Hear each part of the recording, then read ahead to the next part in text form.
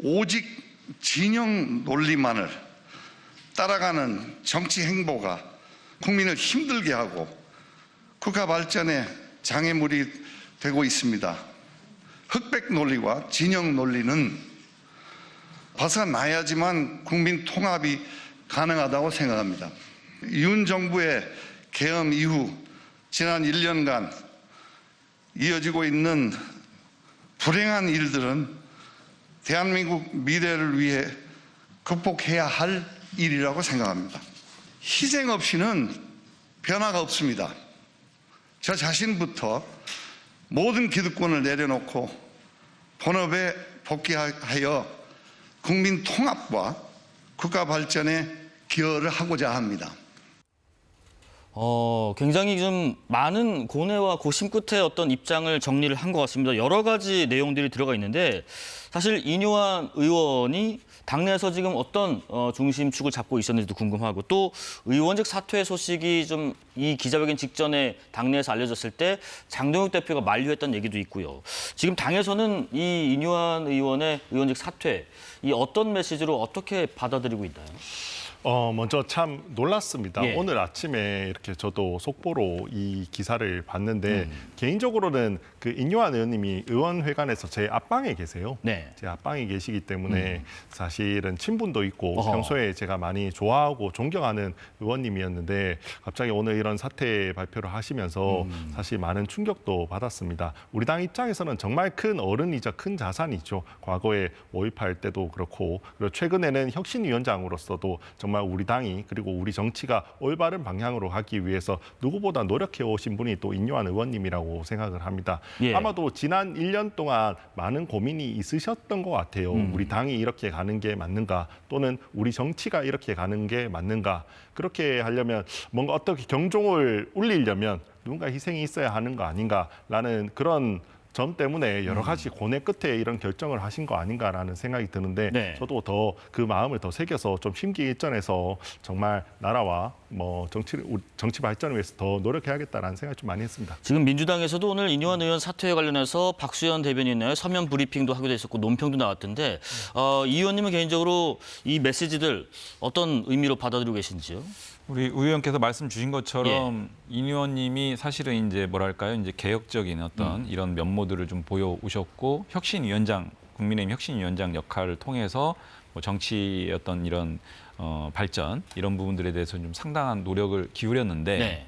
실제 국회로 들어와서 일정한 역할들이나 운신의 폭이 제대로 좀 보장이 안 되고 좀 답답한 신경 하에서 이렇게 이제 사퇴까지 선언하게 된 것 같고요. 오늘 사퇴 변호로 얘기했던 여러 가지 윤석열 계엄 이후의 1년 또는 진영 갈등 이런 부분들에 대해서는 좀 돌아보고 했으면 좋겠다는 생각이고 네. 사퇴라는 결단까지 하면서 국민의힘에게 보내는 또 메시지도 있는 것 같습니다. 그래서 좀 국민의힘도 이런 부분들을 받아서 조금 더 개선되는 어떤 하나의 계기가 됐으면 좋겠다 이런 말씀드립니다. 자, 국민의힘 관련 얘기 또 하나 해보겠습니다. 지금 국민의힘 당무위원회에서 당원 게시판 의혹에 대한 중간 발표를 했더라고요. 결론적으로는 이제 명부를 보니까 한동훈 전 대표의 가족과 동일한 이름을 사용하는 사람이 3명이고 서울 강남구 병 선거구 소속이고 휴대전화 번호 끝자리 4자리가 동일하다. 이건 뭐 사실상 한동훈 전 대표 가족이 연루됐다라는 발표인 것 같기도 한데 당내에서 지금 여러 가지 의견이 나오는 것 같기도 합니다. 일단 의원님 의견 먼저 좀 들어볼게요. 지금 이 발표 이후에 뭐 어떤 예를 들면 계파 갈등이랄지 이런 것들이 재점화되는 아니면 분명히 짚고 넘어갈 것은 짚고 넘어가자라는 분위기도 있는 건가요?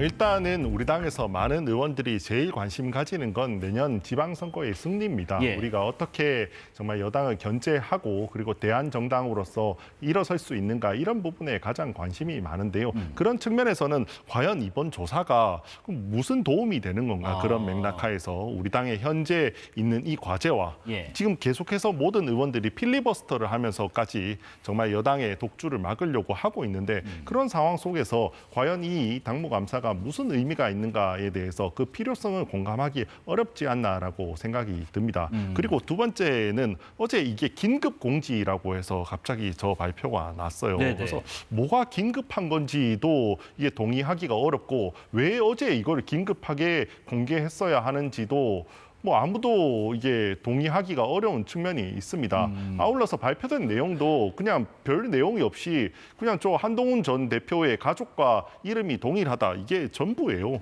그러면 이게 도대체 무슨 의미가 있는지도 모르겠고 심지어 저렇게 가족의 명의라고 할지라도 저런 인적 사항을 당원 명부에를 공개하는 건 이 개인정보보호법 위반 여지도 있을 가능성이 높은데 그런 걸 무릅쓰고 이렇게 어제 공개한 거에 대해서는 다들 공감하기가 힘들다라는 생각을 하고 있는 것 같습니다. 앞으로 당이 나아가기 위해서 하나 도움이 되지 않는 행위였다라는 개인적인 의견이신 것 같습니다. 또 하나 상대당에서는 지금 국민의힘의 싱크탱크로 불리는 여의도 연구원이라고 있습니다. 그 여의도 연구원의 원장직은 이미 의원이 하고 있고요. 부원장직에 장해찬 전 최고위원이 내정이 됐습니다.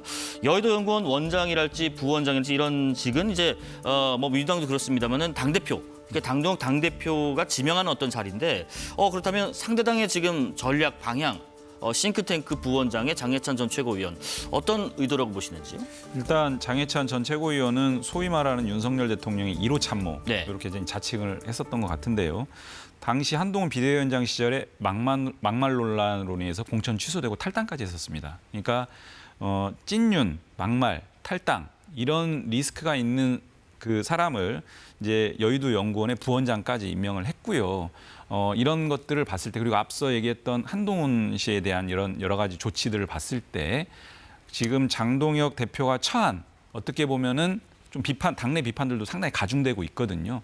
이런 부분들에 대해서 우군을 마련하고 다른 쪽으로의 어떤 그 프레임 시선을 돌리는 이런 조치들로 일관하고 있는 느낌 아니냐. 네. 반대로 얘기하면 장동혁 대표가 지금 지향하고 있는 소위 극우적인 방향, 극우적인 노선 이런 부분들을 계속적으로 고수하겠다. 바꿀 생각이 없다. 이런 것들을 한편으로 좀 보여준 것 같습니다. 자, 마지막으로 이런 가운데 지금 장동혁 대표가 뭐 똘똘 뭉쳐도 모자랄 판이다. 근데 서로 이러면 되겠느냐 하면서 내부 결속을 주장을 했습니다. 이런 입장에 대해서는 지금 당내에서 의견이 어떻게 좀 모아지고 있나요? 우리 당의 생각은 예. 얼추 비슷한 측면이 있다고 생각을 합니다. 제일 크게는 계엄은 일단 잘못했다라는 점에 대해서도 어느 정도 공감대가 있고요. 그럼에도 불구하고 우리가 당 차원에서 어떻게 사법적으로 여기에 연루된 사람이 있지 않다는 부분에 대해서도 다들 알고 있는 것 같습니다. 그럼에도 불구하고 지금 우리가 여당의 폭주를 견제하고 또한 대안 세력으로서 거듭나는 데 있어서 우리가 어떤 행동을 하는 게 맞는 것인가, 오히려 사과를 하는 게 맞는 것인가, 아니면 좀 더 여당의 견제에 조금 더 힘쓰는 게 맞는 것인가, 이런 의견 차이가 조금씩 있는데요. 그럼에도 불구하고 이런 부분들을 우리가 다 모아서 정말 더 나은 세력으로 거듭나야 한다는 거에 있어서는 저는 어느 정도 공감대가 있고 그런 부분을 더 신경 쓰자는 측면에서 장동혁 대표께서 이야기를 하신 거 아닌가라는 생각이 듭니다. 좀 전에 그런 맥락 속에서 저는 장해찬 전 최고의 여의도 연구원 부원장설에 대해서도 이야기를 드리고 싶은데요. 사실 예. 이분 같은 경우는 이 방송에 나오는 패널로서만 유명하시죠. 그런데 그럼에도 불구하고 원래는 여론조사 기관에 또 근무도 직접 하셨던 분인 걸로 알고 있어요. 그리고 우리 당 전 최고위원을 했던 분이기 때문에 당의 이해도도 높은 분입니다. 그렇다면 저는 여의도 연구원의 부원장의 역할로서도 충분히 잘 해낼 수 있는 분이 아닐까라는 생각이 듭니다. 오히려 그렇게 한편으로는 아픔도 있잖아요. 우리 당에서 경선을 이겼음에도 불구하고 과거에 10년 전에 막말이나 이런 부분 때문에 공천이 취소당하는 그런 아픔도 있었던 분인데요. 오히려 이번에 정식으로 좀 이렇게 당의 정식 기구로 들어와서 오히려 당에 같이 한 편이 되어서 같이 싸워 나가는 데도 도움이 될 수 있다라고도 생각을 합니다. 예, 상대당 당대표의 이런 메시지들 그리고 이제 어떤 당내 결집을 위한 국민의 입장에서는 몸부림하고 표현을 하는데 어떻게 보고 계신지 마무리 듣고 말씀 마무리하겠습니다. 배신자 프레임으로 좀 낙인 찍게 하는 거 아닌가 이런 생각이 좀 들고요. 25년 12월 3일을 전후로 해서 뭔가 장동혁 대표의 노선이나 메시지가 좀 바뀔 수 있는 거 아니냐라는 일말의 기대가 있었는데 전혀 그렇지 않고 그 즈음에서 국민의힘 내부에서 이제 초재선 좀 신진 정치인들 중심으로 또 다른 목소리를 냈거든요. 계엄이나 내란 부분에 대해서는 분명하게 좀 짚고 넘어가는 게 맞다. 그리고 실제로 중진들 윤한홍 의원이라든지 주호영 이런 분들조차도 비판적인 목소리를 냈어요. 가감없이 냈는데 그래서 그 이후에 장동혁 대표가 조금 중진들의 의견도 좀 경청하고 이런 행보를 가져가나 싶었는데 결국은 다시 도돌이표처럼 와가지고 네. 이런 프레임을 계속 구사하는 것은 향후 국민의힘의 지도부 노선은 크게 변함이 없을 것 같다. 그런 지점에서는 상당히 좀 안타깝습니다. 네.